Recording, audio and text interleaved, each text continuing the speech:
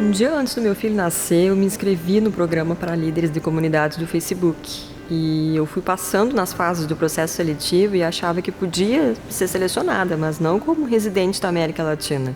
E o meu marido dizia, pensa grande, você pode conseguir. E eu falava, só pode ser louco, imagina $1 milhão, pirou.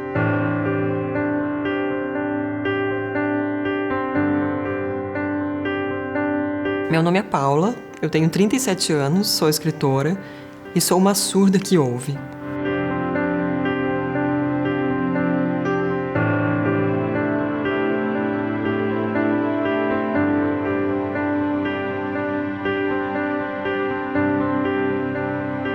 Quando eu era criança, eu não sabia que eu tinha deficiência auditiva. Desde a escola, numa aula que tivesse ditado, ou na hora de brincar de esconde-esconde, ou telefone sem fio, eu sempre ficava para trás. E eu não sabia o porquê, eu não entendi o porquê. Quando eu fiz 16 anos que eu recebi meu diagnóstico de verdade. Então eu tinha 16 anos, surdez severa e progressiva.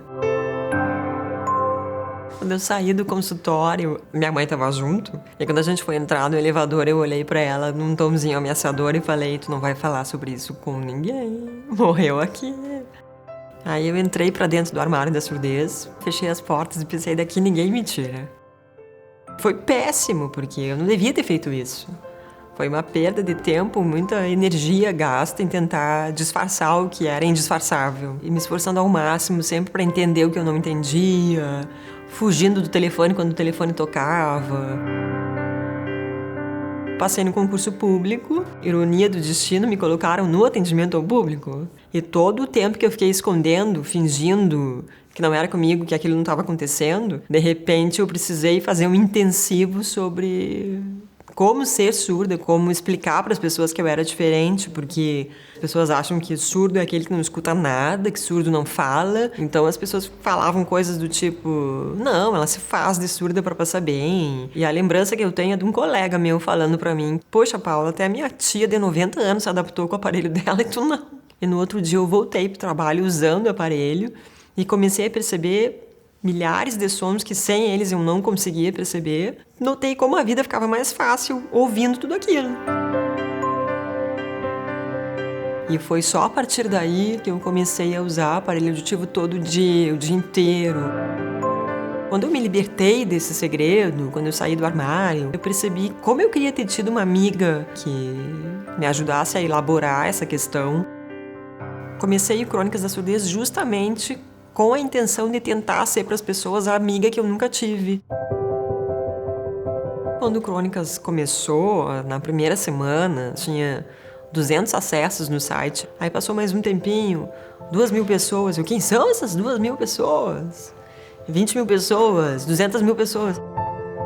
Eu criei o grupo do Crônicas da Surdez no Facebook porque eu não conseguia mais responder todas as mensagens que eu recebia todos os dias e muito rapidamente as pessoas começaram a cumprir o meu papel e começaram a se ajudar. Então o grupo virou uma rede muito poderosa de afeto, de ajuda, de suporte emocional, porque é aquilo. O médico ajuda, o aparelho ajuda, mas aquele sentimento, aquela representatividade que a gente busca tem que ser com uma pessoa que passa pela mesma coisa que a gente passa. Como a minha surdez era progressiva, com 30 anos eu já tinha chegado na surdez profunda. Eu não tinha mais nada a perder. Eu acho que a minha vontade de sair daquilo era muito maior do que o medo que eu sentia de fazer uma cirurgia. A decisão do implante coclear foi rápida. Eu estava no Facebook e eu vi passar na minha timeline um artigo da Paula. Foi a primeira coisa que eu li do Crônicas da Surdez. Eu não conhecia a Paula, mas era uma mulher jovem falando da decisão que ela tinha tido de fazer um implante coclear. Aquilo me impactou muito, porque mesmo vendo muitas pessoas com perda auditiva, não estava acostumado a ver alguém falar de forma tão aberta assim. Depois que eu li aquele artigo, é que eu fui saber que existia o livro, fui conhecer outros posts do blog. E depois que eu li o livro, aí eu mandei uma mensagem para a Paula e ela respondeu. Eu respondi, agradeci, mas aí a gente continuou trocando mensagem. Um mês depois ele foi a Porto Alegre e a gente se conheceu. E 1 ano depois dessa mensagem a gente estava casando. E hoje a gente tem um filho de quase 1 ano também.